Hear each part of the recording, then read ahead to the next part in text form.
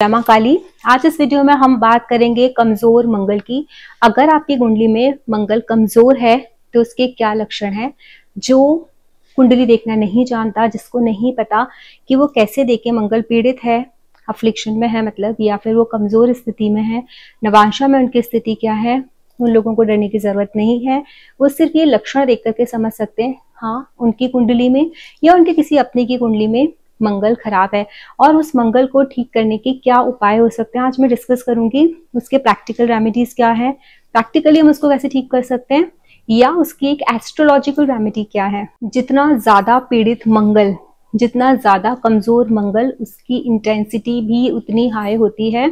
अगर बहुत ज्यादा आपका मंगल पीड़ित है, आपको ये लक्षण जो मैं बताने जा रही हूँ वो बहुत इंटेंस मिलेंगे और मैक्सिमम लक्षण इंसान के बिहेवियर पैटर्न में मिलेंगे।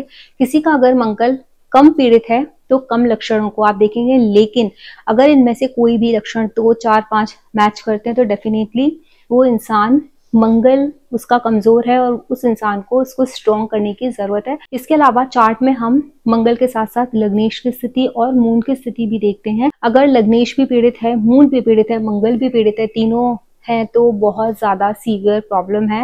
लेकिन अगर कहीं ना कहीं मून बहुत ज्यादा स्ट्रांग है तो मंगल को वो कंट्रोल कर लेता है। लग्नेश स्ट्रांग है, किसी शुभ दृष्टि से है तो कंट्रोल कर लेता है, लेकिन अगर नहीं है तो किस तरीके की चीजें आप एक्सपीरियंस कर सकते हो, क्या क्या वो कमी है, हम डिस्कस करते हैं। एक चीज मैं आप लोगों को बता देना चाहती हूँ, जो 6th हाउस होता है वो षड रिपु का हाउस होता है। जो षड रिपु होती है वो काम, क्रोध, लोभ, मोह, मद, मत्सर है। ये 6 हमारी षड रिपु है जो 6th हाउस को गवर्न करते हैं। 6th हाउस कारक है इन षड रिपुस का, और ये जो 6th हाउस है उसके जो कारक प्लैनेट है वो मंगल है। तो मैक्सिमम कंट्रोल इन षड रिपुओं का मंगल के हाथों में होता है। लेकिन अगर आपके मंगल ही बिगड़ जाए तो इन षड रिपुओं को रोकेगा कौन। देखिए, जब मंगल गड़बड़ा जाता है ना, कमजोर हो जाता है, पीड़ित हो जाता है, तो क्या होता है, आप अपने सेंसरी ऑर्गन्स पर अपना कंट्रोल नहीं रख पाते हो। आपको पता है कि चीज गलत है, कभी तो पता भी नहीं होता, ज्यादा इंटेंसिटी बहुत हाई है तो, लेकिन कभी पता होता है तो भी आप अपने ऑर्गन, सेंस ऑर्गन्स पर, अपने इंद्रियों पर संयम नहीं रख पाते हैं। आपको समझ में नहीं आता है कि आपको क्या करना है और आप आवेश में आके चीजें कर जाते हैं। जब मंगल खराब होता है तो सबसे पहला जो ट्रेट है ना, इंसान बहुत डोमिनेटिंग हो जाता है। चाहे आपका छोटा भाई सही ही क्यों ना हो, लेकिन आपके पास और सामने एक ईगो आके खड़ी हो जाती है कि मैं बड़ा हूँ, मैं जो बोल रहा हूँ वही सही है, इसको मेरी बात सुननी चाहिए। आप कभी अपने छोटे भाई के सामने या अपने से छोटों के आगे कभी झुकोगे नहीं, वो मंगल खराब होने की निशानी है।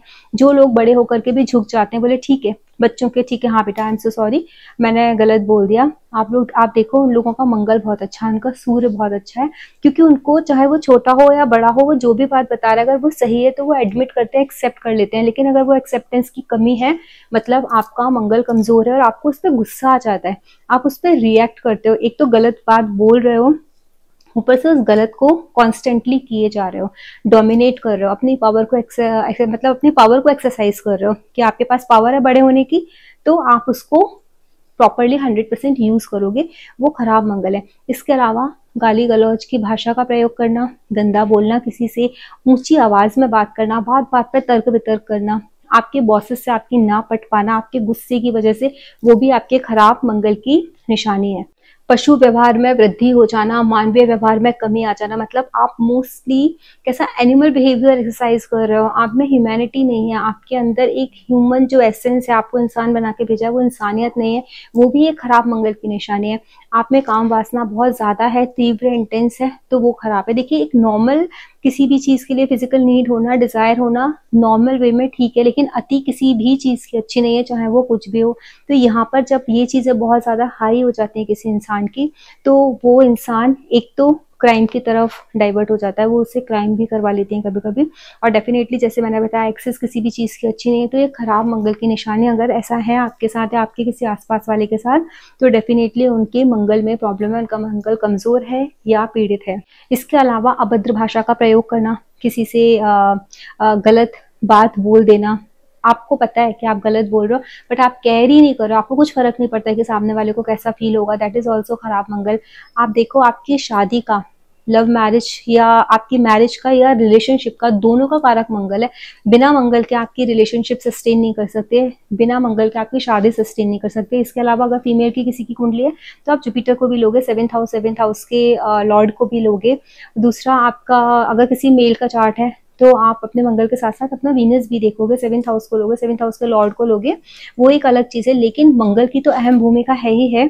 तो अगर आपका मंगल खराब है तो आपके रिलेशनशिप नहीं होंगे, आप कितना भी कोशिश करोगे बनेंगे टूटेंगे, बनेंगे टूटेंगे, आपकी मैरिज में स्टेबिलिटी नहीं रहेगी। ये अगर आपके साथ ऐसा हो रहा है तो आपका मंगल खराब है। इसके अलावा ससुराल वालों से मतभेद होना, जिद करना, अपनी बात ही मनवाना कि जो आपने बोला है वही सही है, उस तरीके का जो व्यवहार है ना, वो भी खराब मंगल होने की निशानी है। बहुत जल्दबाजी किसी डिसीजन को ले लेना, कटु भाषा का प्रयोग कर देना, कि कोई ऐसी बात बोल देना जो सामने वाले को अंदर तक चुभ जाए, एकदम तीर जैसी चुभने वाली किसी को बात बोल देना, जो शब्द, ऐसे शब्दों का प्रयोग करना कि वो शब्द के घाव कभी ना भर पाए, वो भी खराब मंगल की निशानी है। इंसान को घमंड होना, झूठा घमंड होना, वो क्या होता है वहां पर, हालांकि सूर्य भी जिम्मेदार है, सूर्य और मंगल मिलकर के इंसान को घमंडी बना देते हैं। अगर आपका सूर्य भी अफ्लिक्शन में, मंगल भी अफ्लिक्शन में, लेकिन मंगल भी रेस्पॉन्सिबल है, मंगल भी जिम्मेदार है इंसान को घमंडी बनाने के लिए। इंसान के पास कुछ भी नहीं है लेकिन फिर भी घमंड इतना ज्यादा उनका ऊंचा है कि आप चाह करके भी आपको ये लगेगा कि आखिर यार इस इंसान को किस बात का घमंड है, ऐसा है क्या इसके साथ जो उसको इतना ज्यादा घमंड है।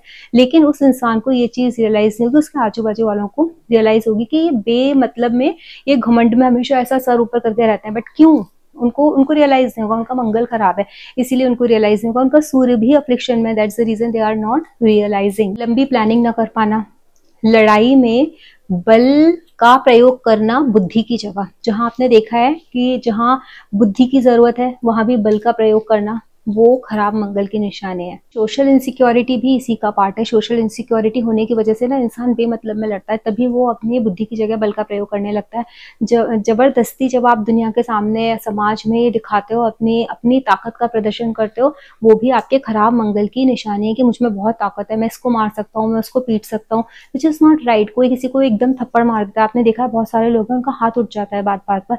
आपको क्या लगता है जिनका हाथ उठ जाता है वो लोग बहुत दबंग है, या वो लोग सोशली बहुत ज्यादा कॉन्फिडेंट है, या उनका रूट चक्र बहुत स्ट्रांग है? नहीं, उनका रूट चक्र स्ट्रांग है ना वो सोशली स्ट्रांग है, वो अंदर से सोशली इनसिक्योर हैं।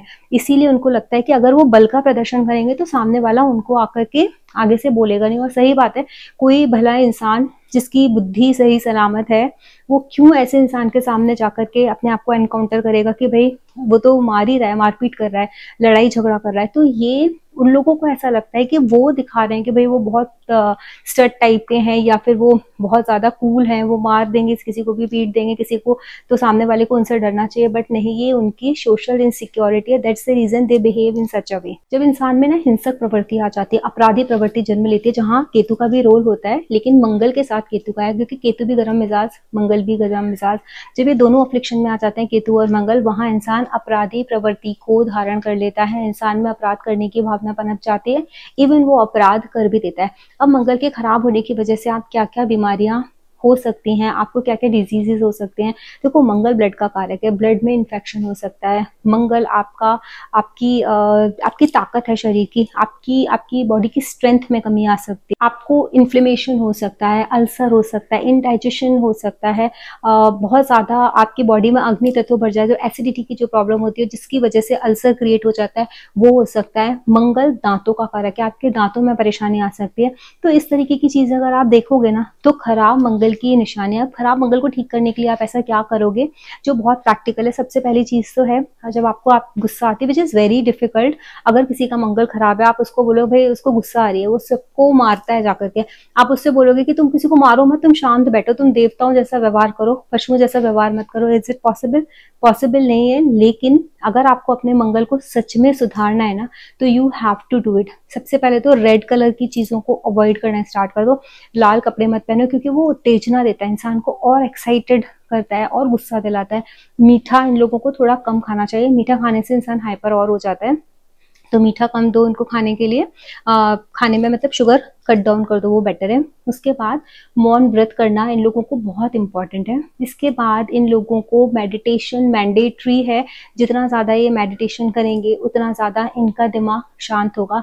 जब इनको गुस्सा आ रही है या इनको कुछ बोलना है, एक इनको प्रैक्टिस करनी है कि रिएक्ट करने से पहले या किसी भी बात को आंसर करने से पहले I have to take 10 seconds का ब्रेक लेना है। 10 to 1 इनको रिवर्स काउंटिंग करनी है, then they have to answer the particular question, तब उनको रिएक्ट करना है। अगर ये प्रैक्टिस करना स्टार्ट कर देंगे छोटी छोटी सी चीजें ना, तो भी इनको बहुत ज्यादा शांति मिल जाएगी, सुकून मिल जाएगा। वाटर इनटेक अपनी बॉडी में इनको बढ़ाना बहुत जरूरी है। दूसरा क्या है, मंगल है ना, एनर्जी है, ताकत है, आप उसको किधर करोगे, you have to channelize properly, positively you have to channelize. इन लोगों को जिम जाना चाहिए, या तो ये जिम जाएं, किसी डांस क्लास को ज्वाइन कर लें जहाँ इनकी फिजिकल एनर्जी कंज्यूम हो, कराटे क्लासेस को ज्वाइन कर लें जहाँ इनकी फिजिकल एनर्जी कंज्यूम हो, या किसी एक ऐसे स्पोर्ट्स को एज अ हॉबी जो इनका हो, इनकी हॉबी हो, उनको खेलना अच्छा लगता हो, किसी ऐसे फिजिकल जहाँ पर इनकी एनर्जी डिफ्यूज हो सके उस स्पोर्ट को इनको डेली खेलना चाहिए। तो ये है प्रैक्टिकल रेमेडीज।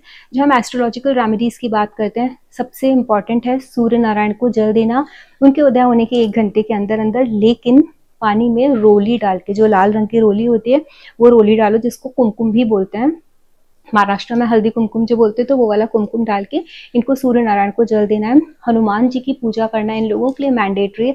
जितना ये हनुमान जी की पूजा करेंगे, हनुमान चालीसा का पाठ करेंगे, बजरंग बाण का पाठ करेंगे, उनके लिए बहुत अच्छा होगा। प्रैक्टिकल रेमेडीज में एक रेमेडी मैं बताना भूल गई, जो है नॉन वेज छोड़ना।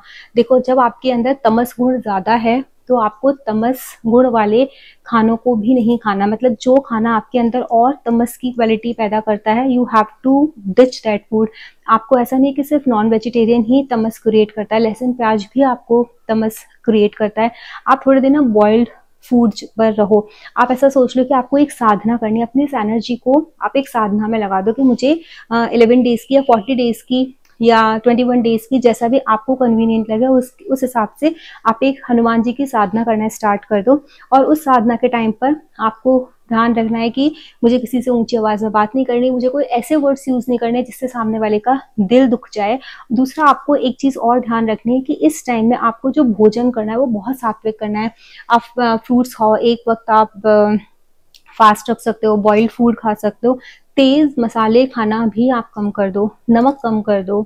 नॉन वेज तो मैंने बोला ही है, वो तो 100% आपको बंद करना ही पड़ेगा, अदरवाइज आपके अंदर वो जो तमस गुण है, जो लोग बूज करते हैं, उनको शराब पीने की आदत है, स्मोक करने की आदत है, they have to stop that habit.